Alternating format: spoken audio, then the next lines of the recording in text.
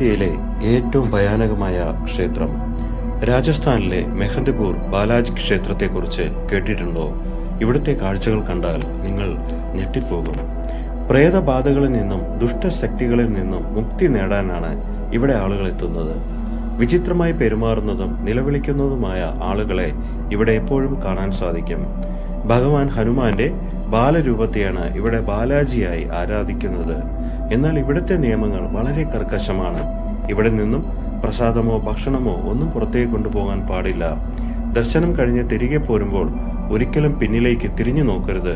അങ്ങനെ ചെയ്താൽ ദുഷ്ടശക്തികൾ നിങ്ങളെ പിന്തുടരുമെന്നാണ് ഇവിടുത്തെ വിശ്വാസം. ശാസ്ത്രത്തിന് പോലും വിശദീകരിക്കാൻ കഴിയാത്ത ഈ നിഗൂഢതകളെക്കുറിച്ച് നിങ്ങൾക്ക് എന്തു തോന്നുന്നു? കമന്റ് ചെയ്യൂ.